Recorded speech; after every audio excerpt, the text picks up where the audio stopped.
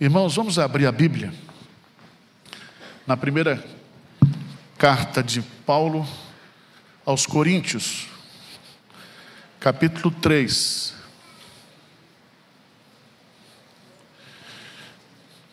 Eu gostaria de fazer a exposição, mas não dá tempo, do capítulo 3 e do capítulo 4.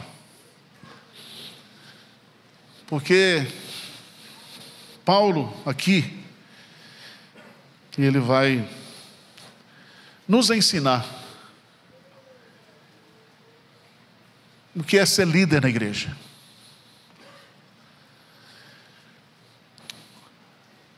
A igreja de Corinto era uma igreja muito difícil, muito problemática. Havia partidos dentro da igreja. E no capítulo 3, Paulo faz uma exortação. Eu, porém, irmãos, não vos pude falar como a espirituais, e sim como a carnais, como a crianças em Cristo.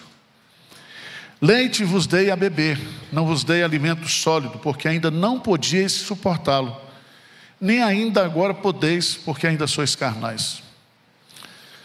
Porque havendo entre vós ciúmes e contendas, não é assim que sois carnais e andais segundo o homem?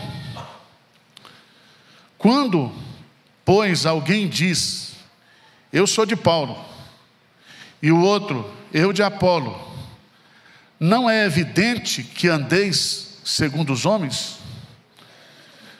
Versículo 5, por favor, vamos ler juntos? Quem é Apolo e quem é Paulo? Servos, e isto conforme o Senhor concedeu a cada um. Então eu quero usar essa pergunta retórica que está aqui. Ele diz: quem é Paulo? Quem é Apolo?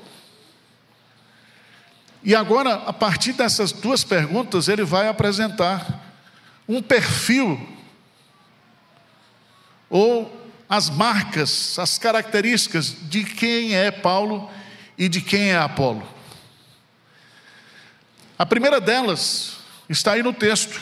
Se você observar bem, ele diz quem é Paulo, ou quem é Apolo e quem é Paulo.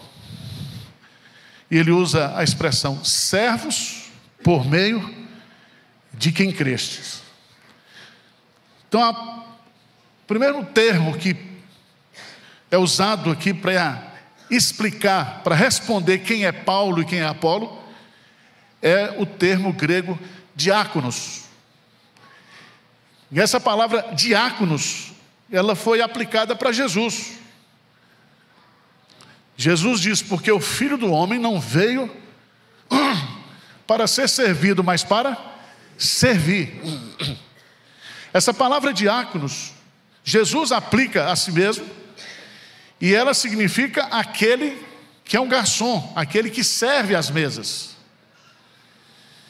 Então, se alguém aspira a ser líder na igreja, tem que ter o mesmo sentimento que houve em Cristo Jesus. O sentimento de humildade, de despojamento, de entender que nós não estamos aqui para nos servir da igreja, mas para servir ao Senhor da igreja. Quem é Paulo? Quem é Apolo? Servos por meio de quem crestes. E isso segundo a vontade de Deus. Quer dizer, nós fomos apenas instrumentos para que Deus convertesse vocês. E ele vai reforçar isso. Olha o que ele vai dizer no versículo 6. Vamos ler juntos? Eu plantei, Apolo regou, mas o crescimento, de modo que nem o que planta é alguma coisa, nem o que rega, mas Deus que dá o quê? O crescimento. Então você não é alguma coisa. Nós que servimos, porque se Deus não der o crescimento, não acontece nada. Lembre-se que o nosso Deus, Ele não pode ser servido por mãos humanas. Ele se serve de nós. Então, esvazia a bola de vocês. Nós estamos aqui como diáconos para servir. E é Deus que produz o quê? O crescimento. A obra é dele. Jesus diz: sem mim nada podeis fazer. Mas ele vai usar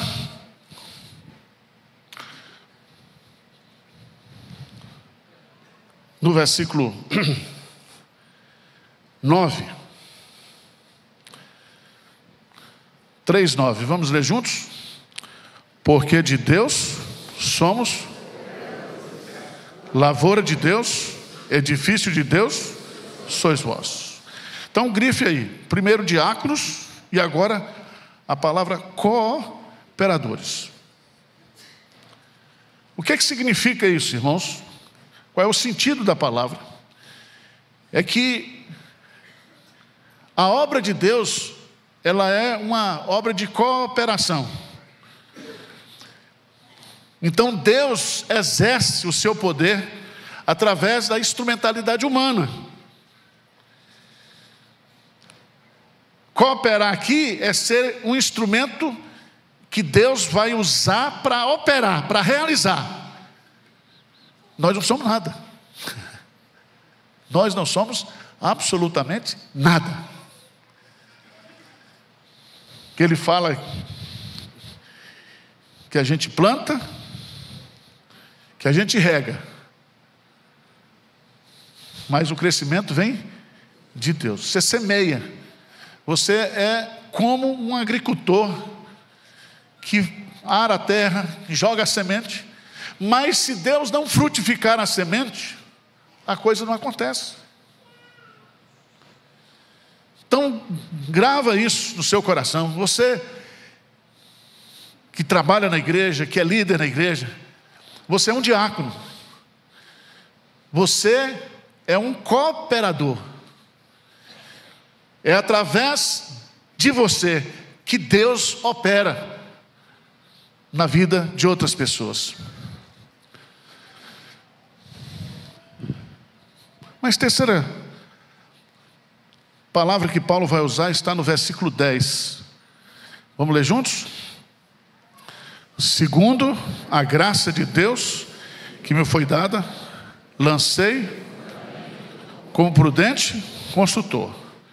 O outro edifica sobre ele, porém cada um veja como edifica. Eu queria que você grifasse essa palavra construtor.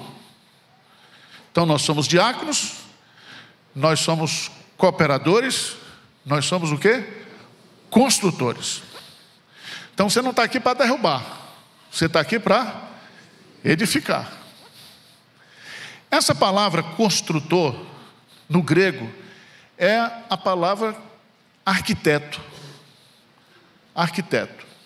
Só que o arquiteto, no contexto da época, diferentemente de hoje o arquiteto ele desenha a planta. Ele cria o projeto a partir da cabeça dele. Mas essa palavra aqui, construtor, seria o mestre de obra, o pedreiro. E o pedreiro não pode construir do seu jeito. Por isso que ele usa a expressão, segundo a graça de Deus que me foi dada, lancei o fundamento. Como o quê? Prudente construtor. Ou seja, você não é líder na igreja, você não serve a igreja do seu jeito. Por isso que tem lá os princípios para alguém ser diácono, para alguém ser presbítero. Então, nós não temos autonomia em ser líder do nosso jeito. E Paulo coloca aí, ninguém pode lançar outro o quê? Fundamento. E ele vai falar uma coisa seríssima aqui. Ele vai dizer, contudo, se o que alguém edifica sobre o fundamento é ouro, prata, pedra preciosa, madeira, feno e barro, manifesta se tornará a obra de cada um, pois o dia a demonstrará, porque está sendo revelada pelo fogo. E qual seja a obra de cada um, o próprio fogo que provará.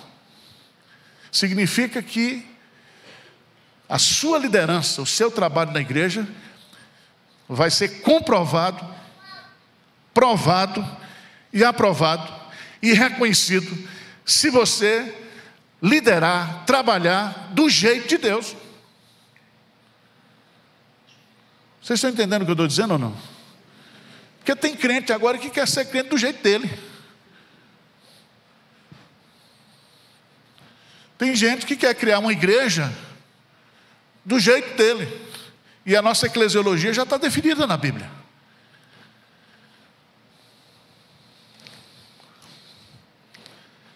Mas vamos lá.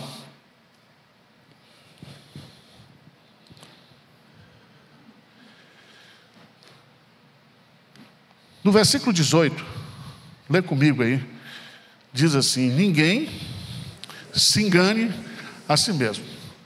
Se alguém dentre vós se tem por sábio desse século, faças o quê? Estudo para se tornar sábio. Então, estudo aqui é tonto. Seja tonto. Não permita que a soberba tome conta do seu coração. Irmãos, a soberba é o pecado mais praticado e menos combatido na igreja, porque ele é sutil. E a Bíblia diz que a soberba precede a ruína, e que Deus resiste aos soberbos, mas dá graça aos humildes.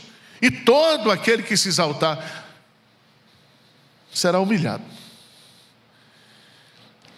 Então, ser líder da igreja, quem é Paulo? Quem é Apolo? Seja estudo. É Paulo que está dizendo. Mas vamos lá.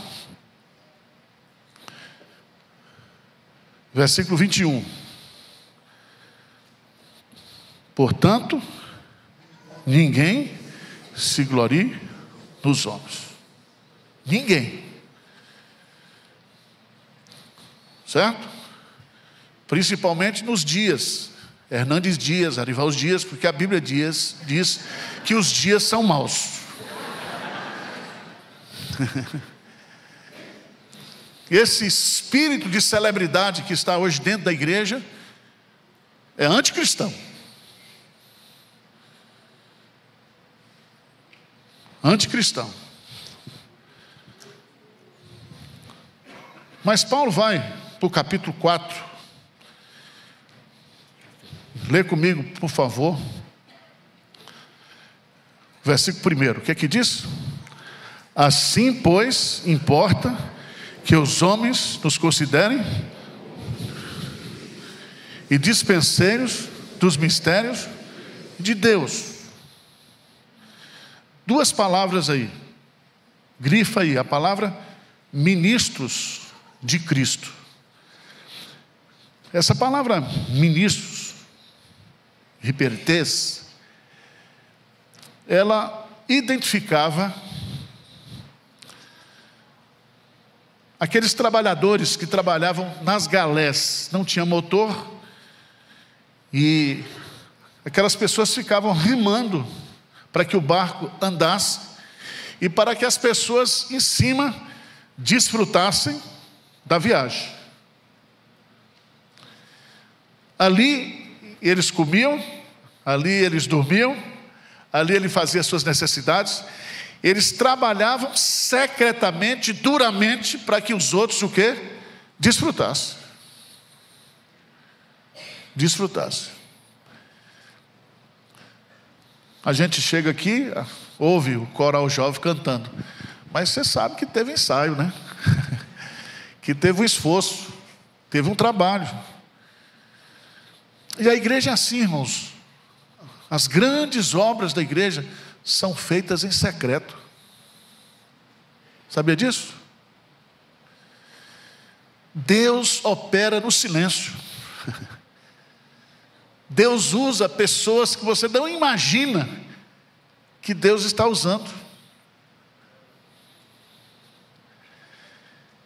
Então nós somos pessoas que trabalham, e diz ministro de Cristo. Quando a gente usa essa palavra ministro, a gente já pensa no André Mendonça, no Xandão, né? Nos ministros, na esplanada dos ministérios, que não tem nada a ver. É peão de Cristo. Mas ele usa outra palavra aí, uma palavra bonita. Ele diz: dispenseiros dos mistérios de Deus. A palavra dispenseiros aqui é oikonomos, que dá origem à palavra para economista. Mas aqui a ideia de dispenseiro é aquele que é mordomo, é aquele que tem a chave da despensa para alimentar a si mesmo e também alimentar os outros integrantes da casa. E a razão de ser do mordomo é servir. Ele é dispenseiro dos mistérios de Deus. Ele trabalha para abençoar a vida dos outros.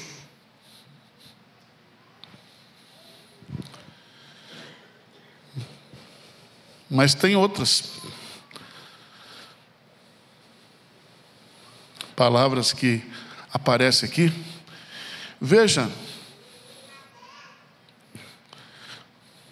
o versículo 9. Vamos ler juntos? 4:9. Porque a mim me parece que Deus nos pôs a nós, os apóstolos, em último lugar, como se fôssemos condenados à morte, porque nos tornamos espetáculo ao mundo, tanto a anjos como a homens. Eu queria que você gravasse essa palavra espetáculo. Você é um espetáculo. O que significa essa palavra? Significa que a vida, a nossa vida, está exposta. Exposta. Todo mundo fala da gente.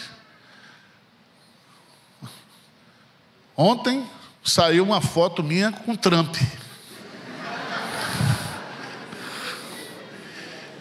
E aí os irmãos começaram a comentar: olha, o pastor agora está aconselhando Trump. Chegou da Turquia e já foi para os Estados Unidos. Uma montagem que é feita. Todo mundo fala da vida do pastor. Se você é líder, se você está servindo na igreja, prepare para receber críticas. E é fogo mesmo. Esse negócio de fogo amigo não existe, não. É tudo inimigo. Então as pessoas sempre estarão expostas. Se você é um líder, se você é uma pessoa que está trabalhando na obra de Deus, a sua vida está exposta. Todo mundo tem a liberdade de falar o que quiser de você. Julga suas motivações, suas intenções. Paulo diz aqui, olha, Deus parece que nos colocou como em último lugar. E é como se nós fôssemos expostos como um espetáculo. Todo mundo assiste.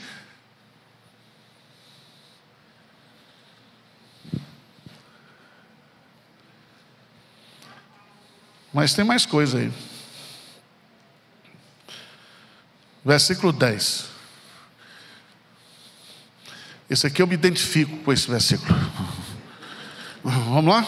Nós somos loucos por causa de Cristo, e vós sábios em Cristo. Nós fracos e vós fortes. Vós nobres e nós o quê? Desprezíveis. Veja que Paulo pega pesado. Que ele diz que nós somos loucos por Cristo. Tem 3 tipos de loucura na Bíblia.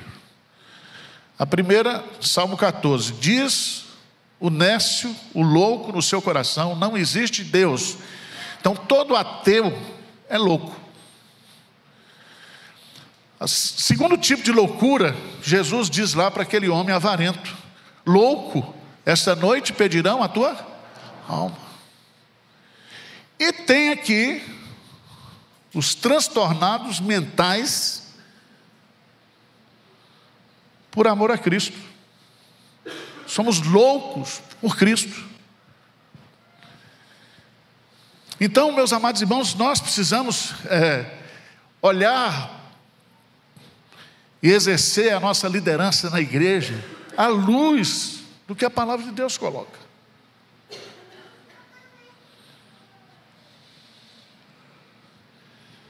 Mas para animar vocês, versículo 14 e 15, vamos lá? Não vos escrevo essas coisas para vos envergonhar, pelo contrário, para vos amonestar como filhos meus amados. Porque ainda que tivesseis milhares de preceptores em Cristo, não teria contudo muitos pais. Pois eu, pelo Evangelho, vos gerei em Cristo Jesus. Então, todo líder é pai de santo. Você está entendendo o que eu estou dizendo, né? Paulo está dizendo: vocês foram gerados, vocês podem ter muitos preceptores, mas quem gerou vocês espiritualmente foi Deus através do meu ministério. E aqui entra esse lado paternal do líder. E é muito interessante, meus amados irmãos, porque Paulo está fazendo isso aqui, nesses 2 capítulos, justamente para responder a pergunta: quem é Apolo e quem é Paulo? Nós não podemos permitir na nossa igreja que haja grupos e partidos aqui, em nenhum ministério, em nenhum departamento, a começar do conselho, a começar da junta diaconal. Nós temos que encarnar o conceito bíblico e usarmos o conceito bíblico de liderança. A igreja não é uma empresa, a igreja não é uma associação, a igreja é o corpo de Cristo, é a igreja de Deus, e nós estamos aqui por causa dele, para ele e para a glória dele.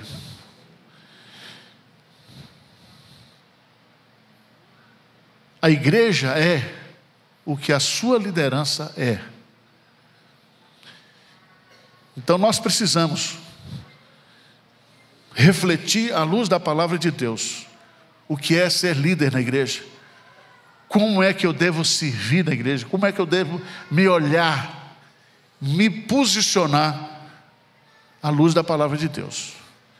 E aí nós teremos uma igreja saudável. Saudável. Vocês entenderam ou não? Então, quem é Paulo? Quem é Apolo? Aí ele explica para a gente, e eu queria deixar isso para os meus presbíteros que foram reeleitos, os diáconos que estão aí, a liderança que já está aqui. Vamos trabalhar com humildade, certo? Com fidelidade, com zelo. Vamos fazer o melhor para Deus. Amém? Amém? E quando isso prevalece na igreja, a paz na igreja, a harmonia na igreja.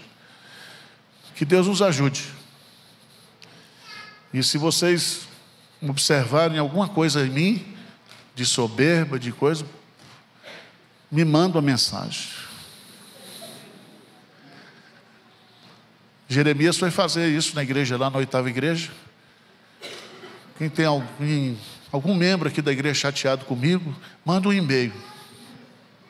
No outro dia travou o sistema da 8ª igreja. Né? É um risco. Mas nós temos que cuidar uns dos outros. Nós temos que admoestar uns aos outros. Nós temos que encorajar uns aos outros. Porque nós não estamos aqui para servir homens, nós estamos aqui para servir ao Senhor. Tá bom? Que Deus abençoe a nossa liderança, nosso conselho, a nossa junta diaconal, e que a gente possa trabalhar em harmonia e à luz da palavra de Deus. Amém. Vamos ficar de pé? Eu queria que você orasse agora.